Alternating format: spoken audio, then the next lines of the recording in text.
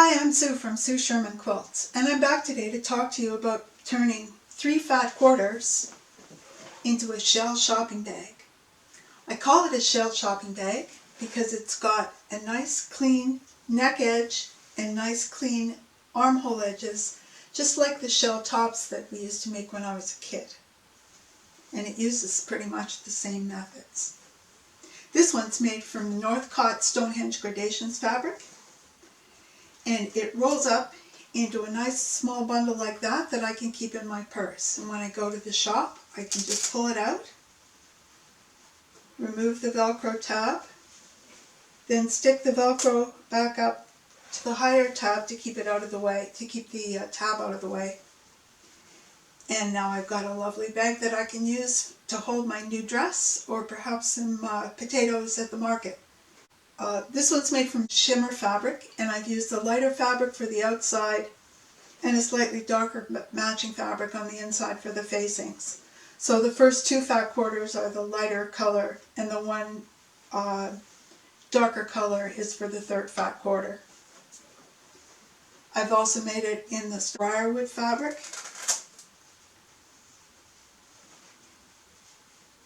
which I think is a beautiful print to take to the market with me, and it's just a very, very pretty bag. For durability, sometimes I like to make these out of batiks. And this is a banyan batik. It's a nice, pretty batik fabric, and that'll be a very durable bag. And I could use that for if I'm going to the farmer's market and I want to buy corn on the cob or something like that. Something quite heavy. It is quite durable. This one is a similar banyan batik. It's a lighter color on the outside, and again I've lined with a slightly darker color. And lastly, I'd like to show you this one. This is a bag made from my own hand-dyed fabric, and I made this bag probably 2 years ago. It's been to a lot of different countries, and it's been used a lot of times. I've put corn on the cob in this and to bring it home. It's been washed many times, and it still is a very durable bag. The seams are still in great shape, and I still take it with me pretty much everywhere I go. So I'm really looking forward to showing you how to make these bags, and let's get on with it. Now I'm going to make my shell shopping bag using these 3 lovely Northcott fat quarters. There's these 2 matching ones. They're both the same fabric. They're a light purple Stonehenge fabric, and then a slightly darker purple matching Stonehenge fabric that I'm going to use for the 3rd fat quarter. So you can make it either with 3 completely different fat quarters, or you can use, like I'm using, 2 that are the same and 1 that's different. And if you do that, the one that's different will be the one that you use to make the lining and the tops of the handles. You could also make it in all 3 the same if you like. So I'm going to start by trimming this to 18 inches wide, and I can trim all 3 together as long as I've got them all nicely lined up. And 18 inches wide should be the width that you get out of a fat quarter, but they're not all going to have enough width to cut 18. If yours is a little bit short, don't worry about it. Just cut to whatever width you can. It should be, it's probably going to be at least 17.5 inches, and that'll be fine.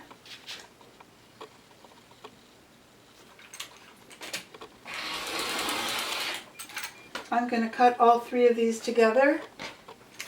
You can cut them one at a time if you feel it more comfortable that way. I'm just going to make sure I got enough here. Yep, that's 18. And my cut across this way.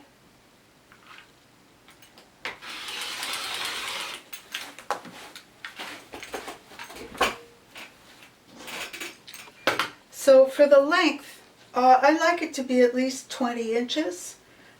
This is really going to be the length of your bag, so if it's not quite 20 inches, if you don't have enough fabric, that's fine. If you've got more than 20, and I find that usually I do, then you can make it a little longer as well. So I'm going to cut at this end. I'm just going to cut this bit off. And at this end, I can cut it to about there, so that'll be 21 inches. That'll be nice.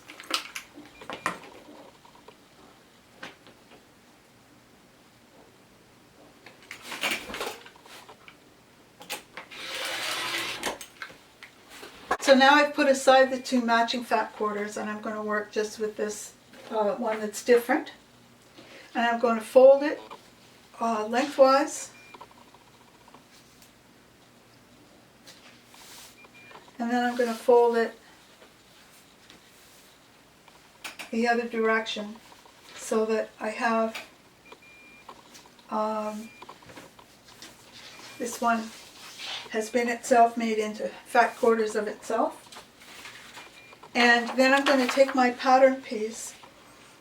Now the length of the pattern piece is I didn't want to make it go all the way to the end of the fabric. It's just however long it is.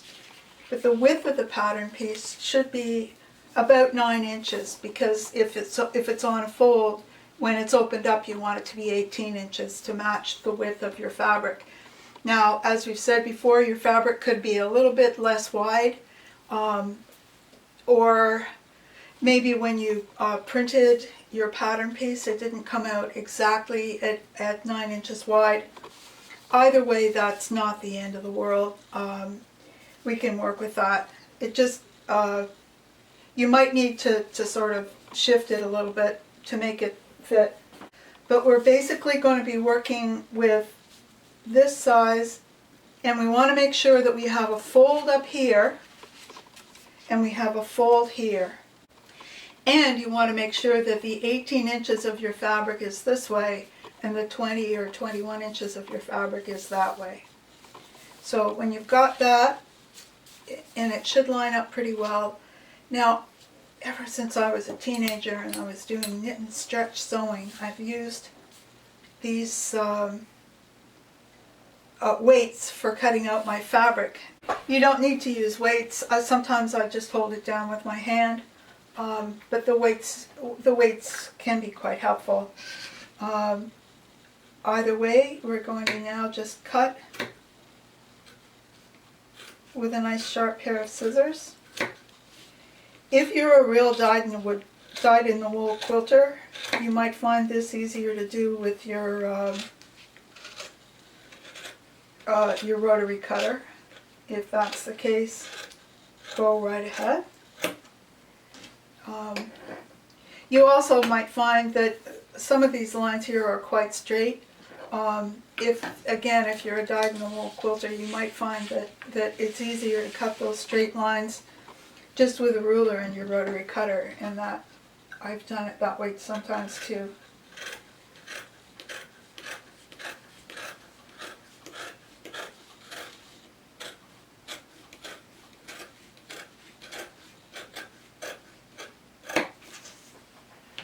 So now I've cut I've cut out what I'm calling the armhole, and I've cut out what I'm calling the neck hole.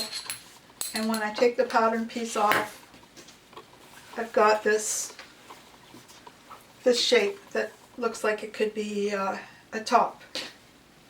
And now I'm going to put this aside for a sec, and I'm going to use this piece I just cut out, and I'm going to cut from this piece two pieces that are 5.5 inches wide by 5 inches. Now I'm taking one of my big pieces and I'm going to pin the two 5 inch by 5.5 inches pieces to it. I want to make sure that I've got this oriented so the long dimension is that way, and similarly with the small pieces, I want the long dimension that way and the shorter dimension this way.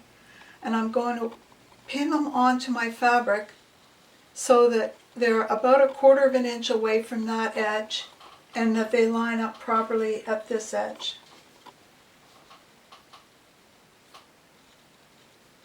I'm now going to pin these into place, and then sew them. And I'll be sewing throughout with a 1/4 inch seam. It can be a scant quarter or a regular quarter. It really doesn't matter because we don't have to line up points or anything like that. Now I've sewn this piece together and I've pressed the seams towards the large piece. And it does look a little weird with this bit kind of hanging in there, but don't worry about that. It's going to get cut off later, so we don't need to worry about it. Now I'm going to put the second piece, the second long piece down, and put this assembly on top of it. And again, we want to make it so that the long pieces kind of line up down their length. And we've got about a 1/4 inch on that side. We want it to match at this end, and about a 1/4 inch left on this side. So now I'm going to pin this, and I'll sew these two seams and again press them towards the long piece.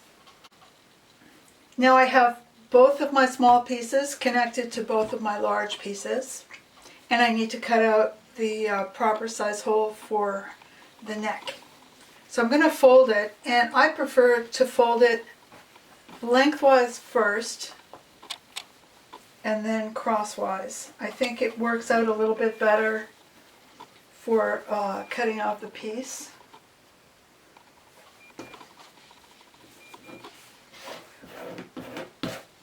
So it's folded lengthwise, and now we fold it crosswise.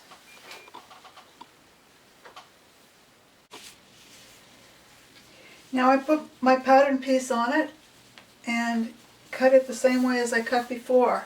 And I'm going to double check that my fold is at the top and that my fold is on this side. And particularly this fold. And I mention it because I have more than once ruined a piece of fabric by cutting with a fold on that side, or with a fold wording on that side, and of course the piece is unusable. So I'm going to cut it like this.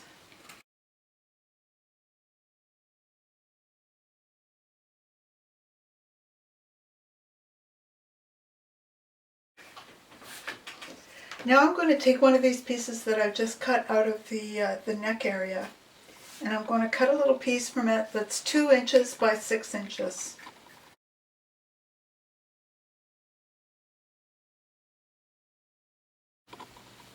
So before we move any further, we have a decision to make. There's 2 ways of handling the inside of the facing. One way that, and the way I used to do it all the time, is to just leave the facing loose and give it a double hem like that, so that it always hangs nicely and there's no seam along here. The other way to do it is to do on the inside, on my facing, to do just a single hem and then stitch it down. Either way, there's no raw edge that's going to be exposed, so nothing that's going to get frayed when we wash it. But in this one, I've got a line of stitching that shows on this side. The line of stitching is very subtle, and the advantage of this method is that it's got less bulk. It's just a single hem here, it's not a double hem. So you have to decide at this point which of those 2 methods you want to use. I'm going to be using the single hem for this demonstration. So what I'm going to do now is go over to my iron, and I'm just going to iron this over about 1/2 inch, and I'm not going to stitch it, just iron it down. I've ironed down this edge, and this is the long straight edge. If I were going to be doing the alternate method, I would at this point turn it under again, and I would sew along that to make a narrow hem. but in this case I'm not sewing, I'm just folding. So I'm going to take now my big piece that's been cut out, and I'm going to lay on it my my facing and line up the armhole edges and the neck edges. So now I'm going to again pin, and I think this is a seam where you really will regret it if you don't pin it. And I like to put in quite a lot of pins to make sure it's lying good and flat and everything stays where I want it to be.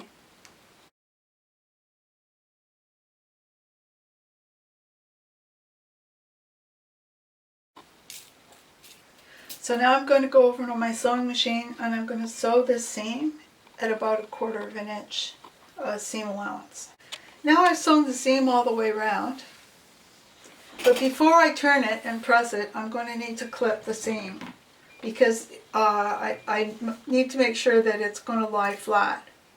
So I'm going to clip it where it's really straight. I don't need to clip it a lot, but when it starts to curve around a corner like this, I need to clip it fairly close together.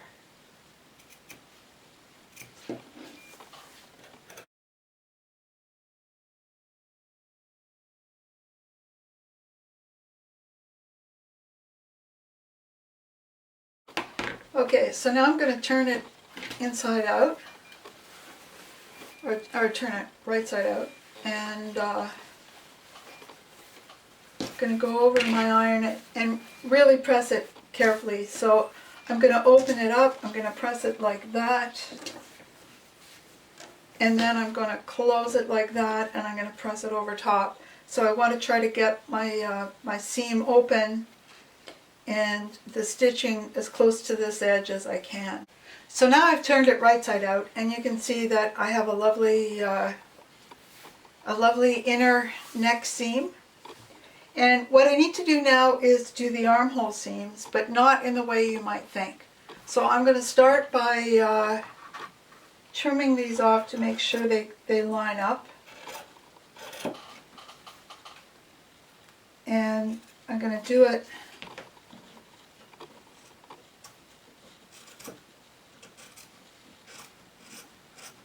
just trim off those little bits, and then flip it over and do the same if there's any other little bits that don't quite.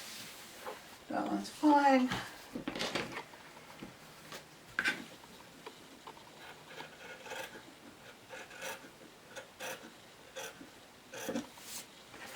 Okay, so now we get, oops, no.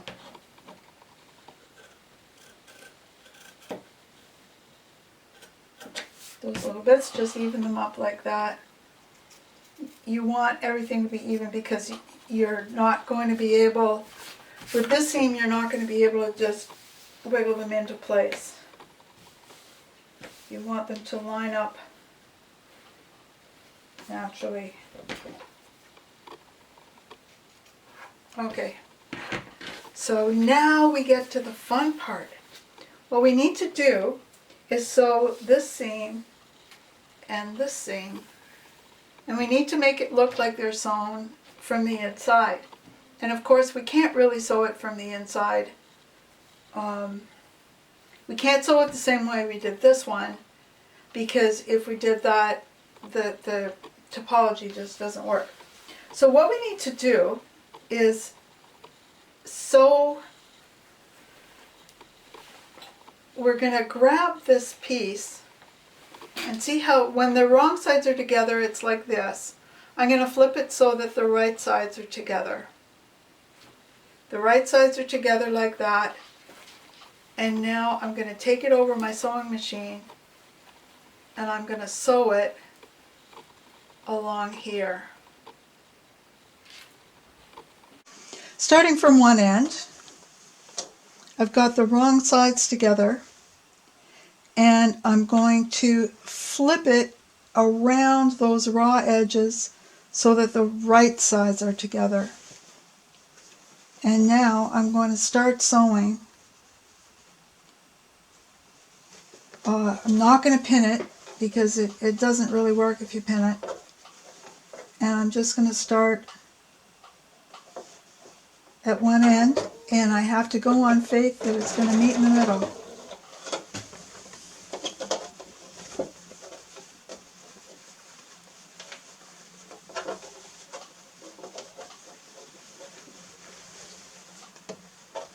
You really have to just look at the seam allowances and not think about what the rest of the piece is doing.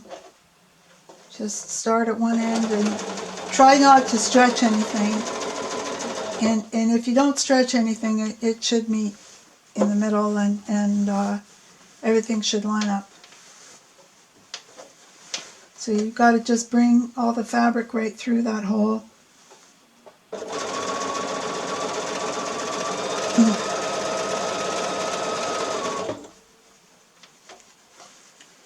And go at least to the middle of the seam.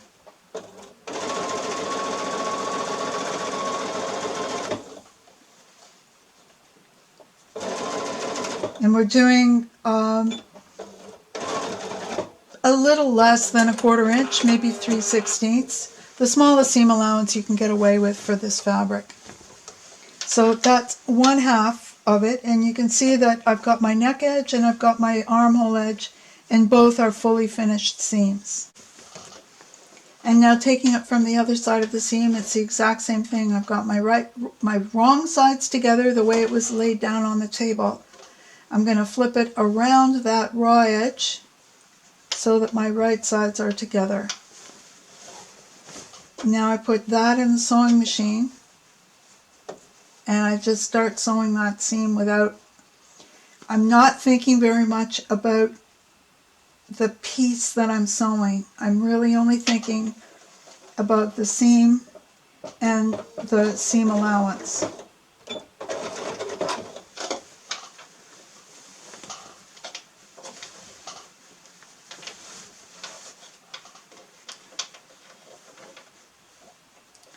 So I'll go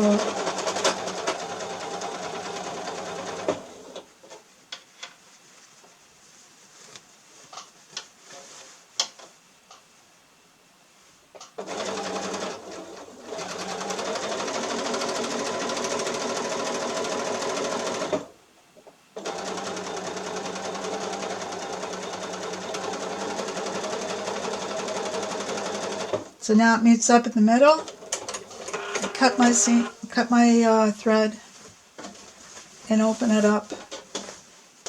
I have a lovely armhole.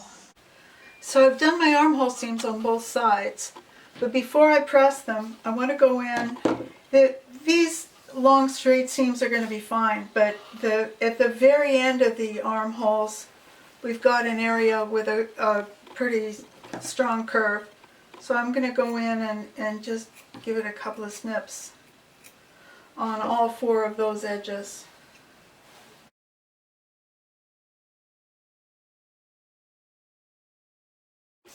So now it should lie nice and flat, and now I can go and press it. Now look at that, we've got a lovely finished seam on the inside and on both of the armhole seams. And people will look at that and wonder how on earth you did it without resorting to any hand stitching or top stitching or anything like that.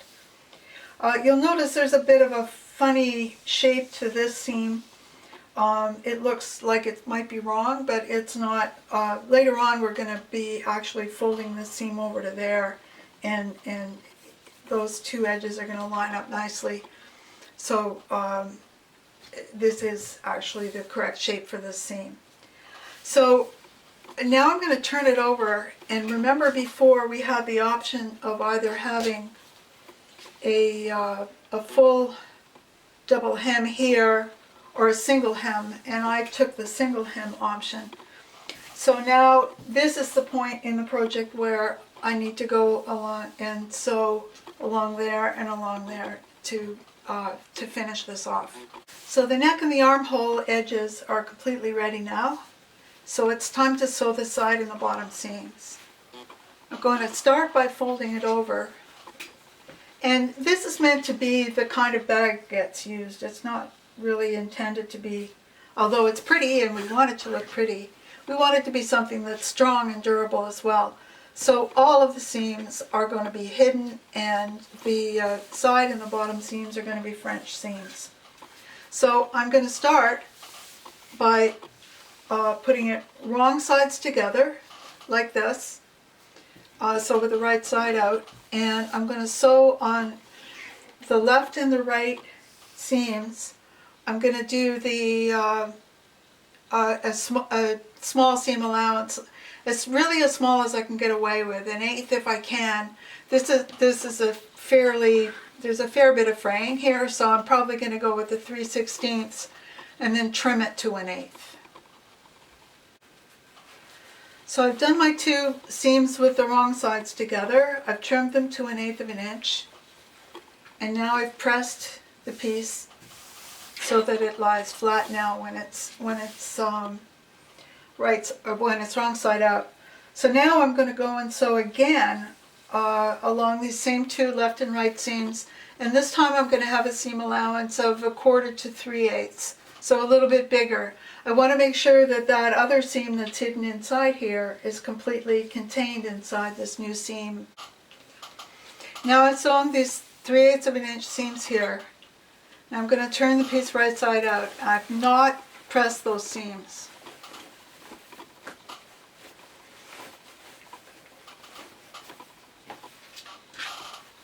So now what I'm going to do is fold in half at my strap. So my strap is folded in half there, and I'm going to continue that fold all the way down to the bottom of my bag. So at the bottom of the bag, we're going to end up with a fold that's about 2 inches, like that. So this whole side is straight, and I'm going to do the same thing over on this side. So I fold the strap in half, and I continue that fold all the way down to the bottom.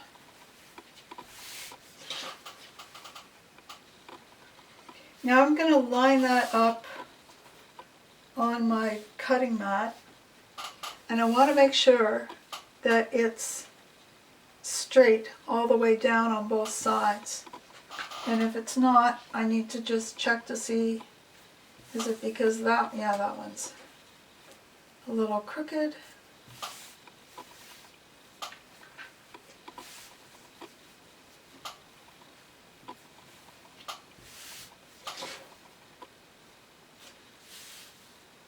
That one's, yeah, about right.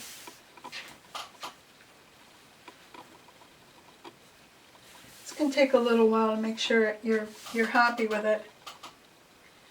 So now what I'm going to do is pin all the way down these sides. Not a lot of pins, just enough to keep it secure.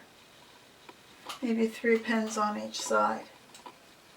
And then I'm going to take it over to my ironing board, and I'm going to give it a good press, probably with steam, but that's up to you. And I want to really set in some good creases along here.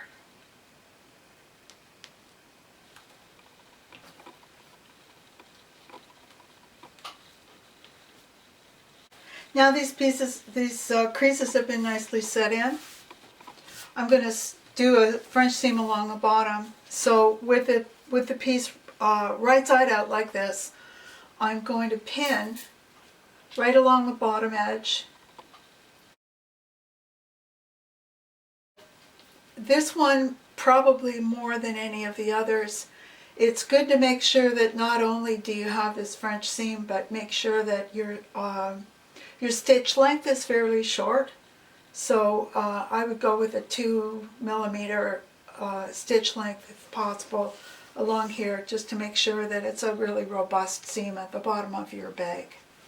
Now I've got this row of stitching at the bottom. I'm going to turn my piece inside out. But now when I turn it inside out, I need to worry about these 2 folds, because they're going to affect the way I turn it inside out. So putting the two folds need to go both on the same side. It doesn't matter which side, they need to go both on the same side. And now I'm going to press this seam open.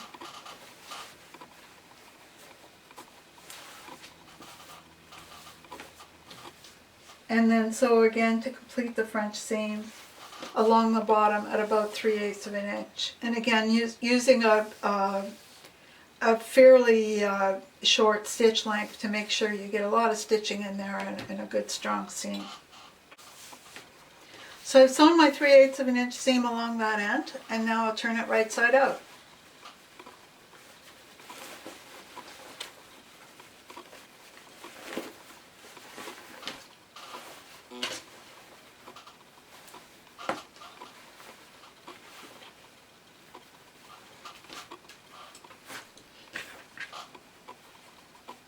The next thing is to press the bottom so that it's nice and flat. And then I'm going to sew a seam across the middle of each strap, just right there. Now we have to make the tab, and I'm going to start with this 2" by 6" piece that we made earlier. I'm going to start by pressing it up at each end by about 1/2 inch. Now I'm going to fold it in half lengthwise, and now I'm going to turn the long ends in and fold it back over so that I have a tab. Now I have this piece of folded and steamed fabric. I'm going to sew it all the way around, just to a top stitch to hold it in place. And then at one end I'm going to sew the hook part of a little piece of velcro, and I'm just going to stitch it in place there. Now I'm going to attach the tab to the bag, and I'm going to do it by mounting the bottom end, so the end that doesn't have any velcro, right in the center of the bag, 5 inches up from the bottom. So if I measure 5 inches up, it's going to go about there, and then I want to measure just to make sure, so it's 6 inches from that side. I need to go about 1/8 of an inch this way. And now I'm going to pin this, and I need to pin it in a couple of places. Right now I'm going to pin it through all layers just to make sure I get it in the right spot. But obviously when I sew it, I can't sew it through all the layers, so I'm just going to let that, loosen that up. And the reason that I've done that is to make sure that this lies flat. Otherwise it's very easy, if you sew the tab down and you haven't pinned this end, the tab might wander a little. So I stitched this on in a little box. You can see my stitching goes around like that. That'll hold that nice and tight. And under here, what I want to do is line up my piece of the loop end of the Velcro right underneath here. Ideally what I want is for it to be in such a way that when it's connected, I don't want to be able to see these loops. So I'm going to pin it. Anyway, I'm going to sew this, and I'm going to once again go around the box here. So I just want to go over this again to make sure it's clear. This piece is mounted 5 inches from the bottom in the center, and this is the bottom of the piece. The Velcro end goes up, not down, and it connects to a piece of Velcro that's right there. Now this tab, the way it's connected here, this is the tab in its resting position. If you're out shopping and you're holding up your shopping bag like this, the tab is like that, and that keeps the tab out of the way so it's not flopping around while you're shopping with this bag. The other end of the tab we have to put down here, and that's the one that you're going to use when the shopping bag is rolled up. And so we're going to need to roll it up now to see where to place that tab. So I'm going to fold it like this and like this, so into thirds. Then I fold the top down like that, and now I'm going to roll it up from this end. And the tab should neatly come forward like that, and this is where we want this other piece of Velcro. Now that's the sort of rough spot for it. Going to pin it right there. And now I'm going to open it up and just make sure that it's right in the center. So it's 6 1/8 from that end, 6 1/8 from this end. So this is the center. It's not quite straight though, so I'm going to straighten it up with just a little bit like that. And now once again I'm going to sew a little box around this piece to hold it in place. So now we've got the bag is complete, and I'm going to show you how to roll it up again now, and the tab should line up perfectly. So roll it into thirds. Roll it, basically you can see where the seam is, where that facing ends. Pretty much just below that is where you're going to fold it. Then roll it up as tightly as you can. And there you go. So this can sit in your purse. It's very convenient to travel with this, and then when you get to your shop, if it's a dress shop and you want to put your dress in a pretty bag, there you go. You don't need to take a bag from the vendor. But equally, if you're grocery shopping and you want to put some carrots or apples in there, it should be quite strong enough to carry those as well. So now my bag is finished, and I'm off to my local quilt shop to buy more fabric. Maybe I'll make another shopping bag. I hope that you've enjoyed this video, and I look forward to seeing you again. In the meantime, happy quilting.